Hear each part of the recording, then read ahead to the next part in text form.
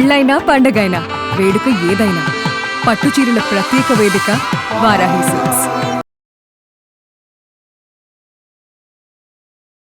నమస్తే రమ్మగారు. నమస్తే జయ. రమ్మగారు, రెడీ అయిపోయాం స్టవ్ ముందు మన ఇద్దరం. ఏం చేస్తున్నాం ఈరోజు? ఏమున్నాయి పదార్థాలు చూడు. అటుకులు కనిపిస్తున్నాయి, ఆలు కనిపిస్తుంది, టమాటో, ఉల్లిపాయలు, కొత్తిమీర, లెమన్. ఇదేదో చిన్న స్నాక్ ఐటమ్ లాగా అనిపిస్తుంది నాకు. ఈవినింగ్ స్నాక్స్ చేసేస్తున్నట్టున్నారు. మార్నింగ్ స్నాక్ గా కూడా చేసుకోవచ్చు, బ్రేక్ఫాస్ట్ గా కూడా. అటుకులు ఉప్మా. ఓ సూపర్. మనం పోహా అంటాం కదా, పోహా అంటాము, అటుకులు ఉప్మా అంటాం సింపుల్ గా పాత భాషలో. ఇప్పుడు ఇంగ్లీష్ అంటే హిందీ భాషలో పోహా అంటాం. అయితే ఇది మనం గుజరాతీ వెరైటీ అనుకుందాం. ఓకే. మామూలు అటుకులు ఉప్మాలో అందరూ ఉల్లిపాయలు టమాటాలు వేసుకుంటారు, మనం ఆలు కూడా వేసుకుంటాం. అక్కడ బటాకా పవా అంటారు, అలా దొరుకుతుంది. బటాకా అంటే బంగాళదుంప. ఓకే. గుజరాత్ ట్రిప్ కనుక వెళ్తే సోమనాథ్ నుంచి ద్వారక వరకు ప్రతి చోట బ్రేక్ఫాస్ట్ పోహానే దొరుకుతుంది. అందులో బటాకా పవా ప్రత్యేకంగా ఉంటుంది, ఆలు వేసింది చాలా బాగుంటుంది. Okay okay. హెవీగా ఉంటుంది, కడుపు నిండి. వట్టి అటుకులు ఉప్మాలో ఎక్కువ హెవీనెస్ ఏమి ఉండదు కదా. అవునవును. మనం బంగాళదుంప కనుక కలిపితే పిల్లల బాక్సులోకి బాగుంటుంది. ఆలు ఉండటం వల్ల చల్లారినా కూడా అది టేస్టీగా ఉంటుంది. చల్లబట్టిన ఒక్కసారి ప్రాసెస్ చెప్పండి రమ్మగారు. సింపుల్. తాలింపు వేసుకోవటం, అందులో ఆ తాలింపు ఏం వేస్తాం, నూనె, కొంచెం పల్లీలు, శనగపప్పు, మినపప్పు, ఆవాలు, తర్వాత ఏమో కొంచెం ఎండుమిర్చి, పచ్చిమిర్చి, కరివేపాకు వేసుకుని తాలింపు వేయించుకోవటం. అందులో ఆలులు, ఉల్లిపాయలు మొదటేసి ఉల్లిపాయ కొంచెం వేగాక ఆలు టమాటా వేసి మగ్గనివ్వాలి. అది మగ్గిపోయాక మనం ఎప్పుడైతే తిరగమాత పెడతామో అప్పుడే అటుకుల్ని శుభ్రంగా నీళ్ళు పోసి కడిగేసుకోవాలి. ఇది సుమారుగా మనం ఏంటంటే ఒక ఆ మాత్రం గ్లాసు చేసామనుకో ఒక ముగ్గురికి సరిపోతుంది. దానికి అంత సైజులో ఉన్న ఒక ఆలు, అంతే సైజున ఒక టమాటా, ఒక ఉల్లిపాయ వేసుకుంటే చాలు, సరిపోతుంది. సో అటుకులు మాత్రం శుభ్రంగా 2-3 సార్లు నీళ్ళు పోసి కడిగేసేయండి, పిండేసి పక్కన పెట్టుకోవాలి. అవునవును. అటుకులు మెత్తగా అవుతాయి, చక్కగా కుక్ అయిపోతాయి. ఓకే. స్టార్ట్ చేద్దాం. ఎక్కువసేపు నానబెట్టకుండా వెంటనే తీసి పక్కన పెట్టేసుకోవాలి. కడిగేసి పిండేసేయటమే అనమాట. అంతే అండి. పాత్ర పెట్టుకుందాం. కాస్త పాత్ర, మనం అటుకులు ఇందులోనే వేసి కలుపుతాం కాబట్టి దానికి సరిపడా పాత్ర పెట్టుకోండి. ఎక్కువ చేసేటట్టు ఇంకా పెద్ద పాత్ర. Okay okay. కాదు రమ్మగారు, కొంచెం తేలిగ్గా కూడా ఉంటుంది కదండి. తేలిగ్గా ఉంటుంది, తొందరగా అయిపోతుంది. మన దగ్గర ఇడ్లీ పిండి, దోశ పిండి ఏమి లేవనుకో, రవ్వ ఉప్మా కాకుండా రోజు రవ్వ ఉప్మా ఏం తింటాము అని అనిపిస్తే ఇది ఒక వెరైటీగా చేసుకోవచ్చు. ముందు ప్రధానంగా ఒక వేరే పదార్థం. అవును.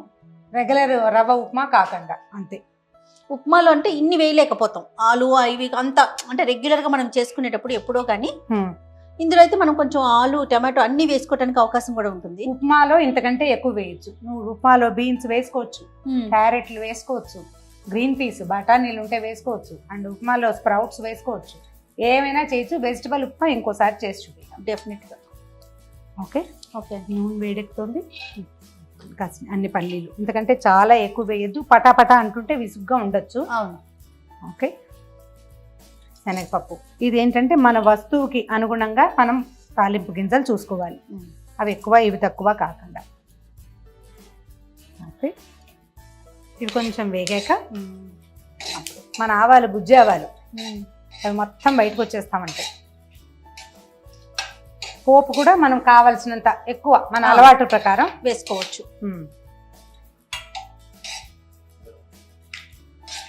ఓకే.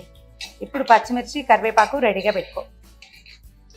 ఉప్మాలో అల్లం వేసుకుంటాం ధారాళంగా, దీనికి అంత అల్లం అవసరం ఉండదు.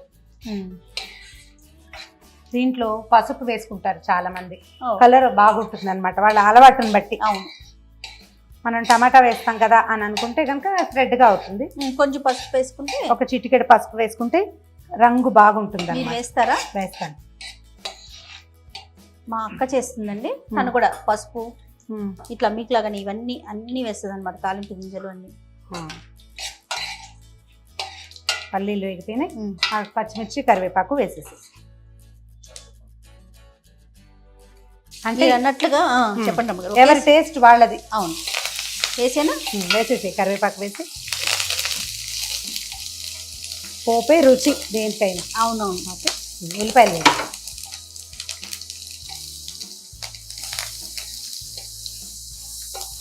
కమ్మటి వాసన, పోపు వాసన. అవునవును.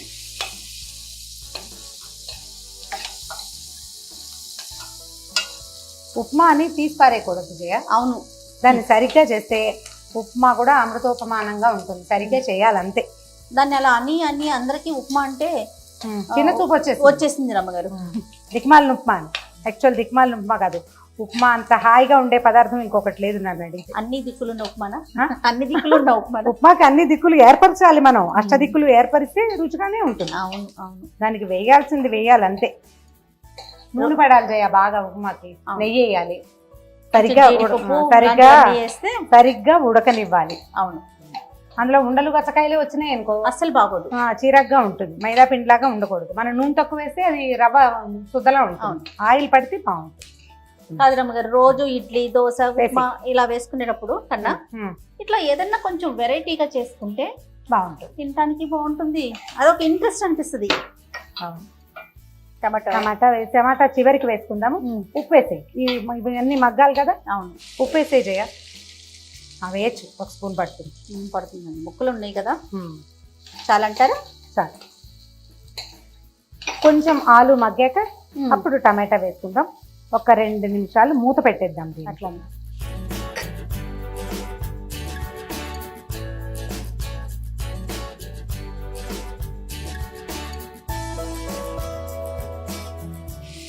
ఓ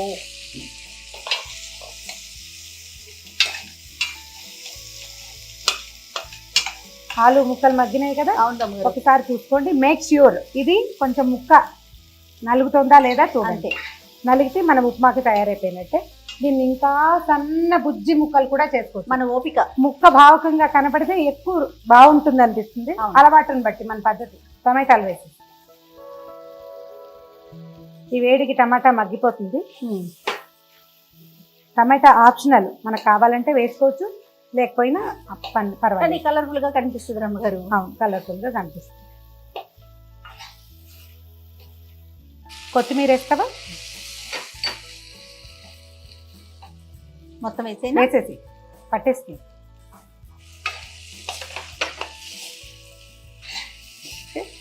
మనం కడిగి పిండేసి పెట్టుకున్నాం కదా. దీన్ని ఒక్కసారి విడదీయండి కొంచెం, అంటే ఇలా ఉండగా ఉంటుంది, మనం చేతితో పిండుతాం కదా, ఈ ఉండని విడదీసేయండి ఒకసారి.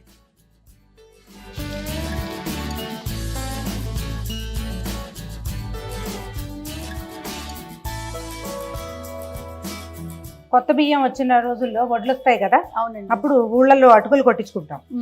ఆ కొత్త అటుకులు ఇది ఎంత బాగుంటుందో. ఈ అటుకులు కొంచెం నూనెలో వేయించుకుని మిక్స్చర్ చేసుకుంటాము ఉప్మా చేసుకోవటానికి.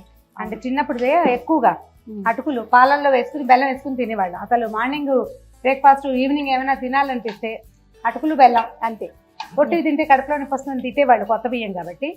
పాలల్లో వేసుకుంటే భలే టేస్టీగా ఉంది. నేను ఇప్పటికీ తింటాను అమ్మగారు, కానీ బెల్లం వేసుకోండి, కానీ పంచదార వేసుకుంటున్నా. బెల్లం వేసుకుని చూడండి, ఎక్సలెంట్ గా ఉంటుంది, బాగుంటుంది. అటుకులతో పాయసం కూడా చేసుకోవచ్చు. ఈసారి ఎప్పుడైనా చూపిద్దాం తప్పకుండా. ఈవెన్ గా కలిసిపోనివ్వండి, మధ్యలో ఉన్న ఉండలు గచ్చకాయల్ని కలిపేసుకోవాలి నిదానంగా. కొంచెం అటుకులు కనుక ఆరిపోయినాయి అనుకో, అవును, ఎక్కువ వండ ఉంటుంది. చూడండి రమ్మగారు, అయిపోయింది. హాఫ్ మినిట్ అంతే, అంటే స్టవ్ ఆఫ్ చేశాక నిమ్మకాయ పిండుతారా? మూత పెట్టేసి స్టవ్ ఆఫ్ చేసేద్దాం. ఈ పొయ్యి వేడి, గిన్నె వేడికి అది మొత్తం ఈవెన్గా సెట్ అవుతుంది. తర్వాత దీన్ని నిమ్మకాయ పిండుకోవటం, సర్వింగ్. ఓకే. కాదు రమ్మగారు, మనం వడ్ల నుంచే కదా అటుకుల్ని చేస్తాము. మరి ఫాస్టింగ్ ఉన్నప్పుడు అలాంటప్పుడు పాలల్లో వేసుకుని తిన్నా, లేకపోతే అటుకులు ఉప్మా తిన్నా, అది అన్నం తిన్నా దానికి అట్లా అనుకోవటానికి వీల్లేదా? ఎట్లా అనుకోవాలి కదా.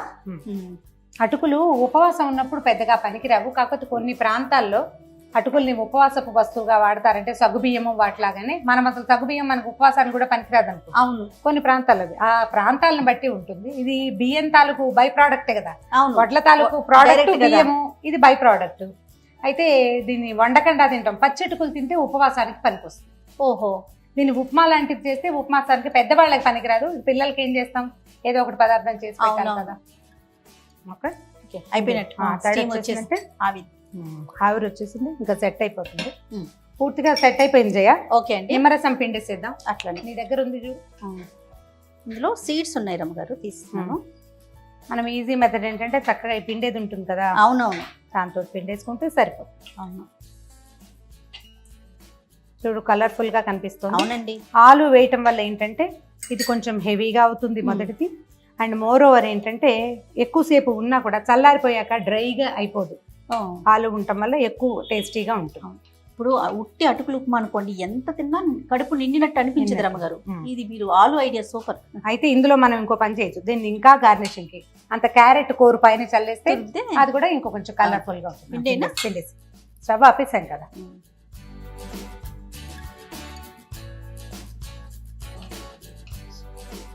కానీ భగవంతుడు ఎన్ని రకాల కూరగాయల్ని మనకి ఇచ్చాడు రమ్మగారు కదండి. ఒక్కొక్కటి ఒక్కొక్క ఫ్లేవర్. చూడండి, నిమ్మకాయ పిండగానే దీని ఫ్లేవర్ దీనిది, కొత్తిమీరది కొత్తిమీర, ఆకుకూరలు, కూరగాయలు, పండ్లు, దేని రుచి దాందే దానిదే. కదా.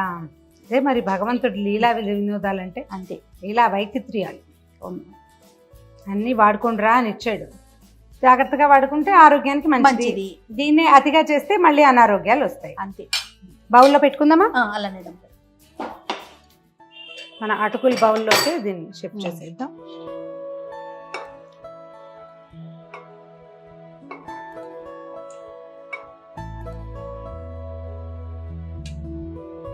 చక్కగా పులిహోర లాగా కనిపిస్తుంది.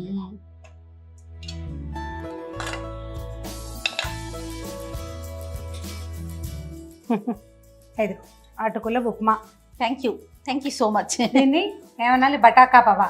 ఓ, బటాకా బాబా బాగుంది, పేరు కూడా ఇంకా బాగుంది.